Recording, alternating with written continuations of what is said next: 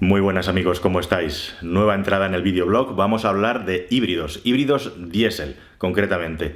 Un tema que no está muy extendido y en este vídeo tenemos como objetivo intentar explicar los motivos por los que el híbrido diésel no ha cuajado y el motivo que tengo para hablar de este tema. Bueno, aparte de que algunos me lo habéis pedido, me habéis preguntado, estamos cerca de que se lance el, podríamos decir, híbrido diésel más ambicioso de la historia de la automoción, si existiera ese título, y va a ser objeto de otro comentario en otra entrada, ese motor, para hacer la entrada un poquito más, digamos, ligera y asumible. Así que vamos a hablar de híbridos diésel en próximas entradas, empezando hoy, para explicar por qué el híbrido diésel no ha triunfado, que es una pregunta que mucha gente se hace, digamos, y tiene todo el sentido del mundo, ¿no? Si lo que estamos buscando es el mínimo consumo, que es el que trae las mínimas emisiones de CO2, ¿por qué no hacer híbridos diésel que gastan menos que los gasolina? Bueno, pues las cosas no son tan evidentes. En la teoría es así, pero en la práctica ocurren ciertas cosas. ¿Qué son esas ciertas cosas? Pues básicamente 5 más 1, podríamos decir. Hay un sexto motivo que voy a decir ya, que es todo lo que está ocurriendo actualmente con el diésel, con el asunto de las emisiones nocivas para la salud de las personas, ¿no? Pero independientemente de que haya ocurrido ese giro brusco en la industria europea del motor ahora mismo, el híbrido diésel no ha llegado a triunfar y a penetrar en el mercado. Entonces, ¿cuáles son los motivos? Bueno, pues a mi juicio básicamente son 5. El primero de ellos puede parecer muy evidente y lo es, pero es muy importante y quizá es el más importante de todos, que es una cuestión de costes. Si estamos hablando que los motores diésel son más caros de fabricar que un motor de gasolina equivalente, pues si hacemos un híbrido diésel tendríamos el vehículo más caro que puede existir en el mercado, ¿no? Al margen de los híbridos enchufables y de los eléctricos, si hablamos un poco de escalado de precios, el más barato sería el gasolina, luego sería el diésel. En un precio muy parecido estaría el híbrido de gasolina y por encima de estos tres estaría el híbrido diésel. Así que el sobrecoste hace que sea un coche menos asequible y por lo tanto menos interesante para la franja de mercado, digamos, más amplia. Y además el hecho de que sea más costoso de fabricar hace también que la ventaja competitiva tenga que ser mayor, que no es el caso, para que compense respecto a otros motores, ¿no? Así que el principal motivo seguramente es el de los costes, a la hora de que los híbridos diésel no se hayan conseguido introducir en el mercado de una manera, digamos, masiva, sino que más bien es algo anecdótico prácticamente, podríamos decir. Bueno, ese sería el primer motivo, costes. Segundo motivo, peso. Estamos diciendo que el híbrido diésel debería de ser más eficiente porque vale más y tenemos ya de entrada un lastre, que es que los vehículos híbridos son más pesados porque llevamos las baterías y además en el vehículo diésel el motor es más pesado también. Entonces ese exceso de lastre pues quita un poquito de rendimiento en el sentido de que tenemos que mover más peso. No es mucho, pero el peso es un factor también a tener en cuenta a la hora de fabricar un híbrido diésel frente a un híbrido de gasolina, con el añadido además de la complejidad mecánica, que eso está entre medias entre el peso y la complejidad mecánica. Podría ser otro motivo, pero los híbridos que han triunfado en el mercado, que son básicamente los japoneses, no requieren de un turbo y hoy en día un motor diésel es prácticamente imposible pensar en él si no es con un turbo o compresor añadido. Si entramos ya en el funcionamiento del motor, nos encontramos con un problema curioso, que quizá no hayas caído, pero es muy sencillo.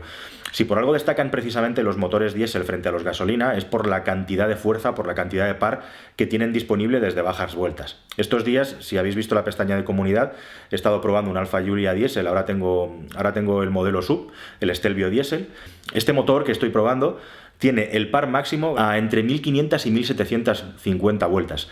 Tenemos todo el par disponible a un régimen bajísimo. Entonces, justamente lo que le pasa al motor de gasolina es que en ese régimen es donde menos eficiente es. Es decir, que el motor eléctrico de un híbrido y el motor de gasolina se complementan muy bien, que ese extra, ese aporte, digamos, de eficiencia que aporta el motor eléctrico en un diésel no hace falta. Por lo tanto, hay un choque en las curvas de par, no son complementarias, sino que ambos, la parte interesante de la curva de par, tanto en el eléctrico como en el diésel, están juntas en la zona de gama media-baja. Entonces, ahí no encontramos un valor diferencial. Es otro asunto por el que el diésel no resulta tan redondo respecto a un motor eléctrico unido en un híbrido. Hay también más dificultades a la hora de unir ambos motores justamente por la complejidad mecánica y ocurre que ha habido ejemplos de motores híbridos diésel en el mercado. Volvo los ha tenido, el grupo PSA los ha tenido Volkswagen, los ha tenido Mercedes y en algunos casos lo que se ha hecho, como es por ejemplo en el caso de PSA, es separar el motor eléctrico y ponerlo en las ruedas traseras, a mover las ruedas traseras y el motor diésel delante. Es decir, que no hay una integración entre los dos elementos en el caso del el diseño de PSA, y yo que he podido probar un DS con la hibridación, pues yo no encontraba ninguna ventaja de consumo respecto a un DS5 diésel normal, así que es que realmente no existía esa ventaja. Sí que hay en algunas marcas que han conseguido la integración, por ejemplo Mercedes, que es la que más lejos ha llegado, pero bueno, como digo, es una cosa compleja y os voy a hablar más adelante de esto en una nueva entrada. Si tú hablas con los taxistas que conducen Prius, te contarán muchos que uno de los, entre comillas, problemas es que el sistema híbrido es tan eficiente que muchas veces al motor térmico le cuesta decalentarse lo suficiente.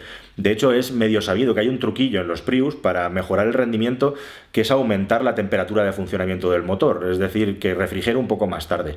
Y de esa manera, aumentando la temperatura del motor, intentando lógicamente no fundir la culata, consigues más rendimiento. Bueno, pues si justamente los híbridos de gasolina ya tienen problemas para conseguir la temperatura eficiente de funcionamiento, imagínate un diésel que tiene el rendimiento térmico superior al de un gasolina, ¿no? Es decir, le cuesta más calentarse.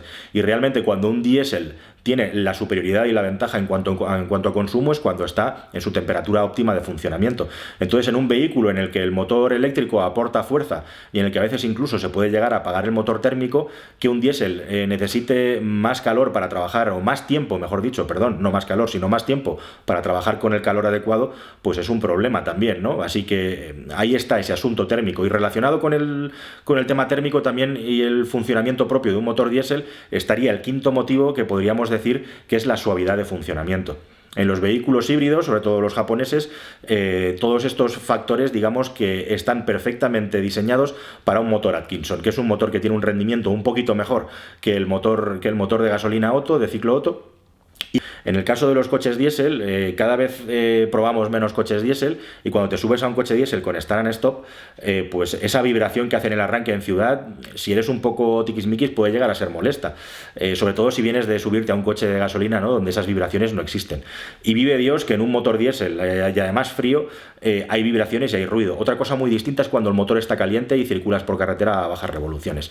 Pero en ciudad, con esos apagados y encendidos constantes que en un híbrido o en un híbrido enchufable pueden llegar a ser más, y que el motor incluso se encienda después de estar pasando por el modo eléctrico, es decir, pasamos por el modo más silencioso posible al modo más vibrante posible. Bueno, pues eso, de cara a pensar en una hipotética, digamos, posición de confort del ocupante, tampoco es lo más óptimo. Así que, en resumen, estos son los 5 motivos principales, unido ahora al asunto de las normativas, por los que los híbridos diésel no han triunfado en el mercado ni se han extendido. Así que bueno, espero que os haya quedado claro, y ahora que sabéis todo esto, os digo también que el diésel híbrido todavía no está muerto, que todavía tiene un poco de vida. Vamos a ver de qué manera, y en la próxima entrada os hablo de una aplicación concreta de una marca y os voy a explicar lo que se sabe del asunto. Es decir, todavía no está toda la información, pero sí que ya hay un primer paquete de información que os puedo dar. Pues nada, lo dicho, espero que os haya resultado interesante, muchísimas gracias y nos vemos en la próxima. Hasta luego.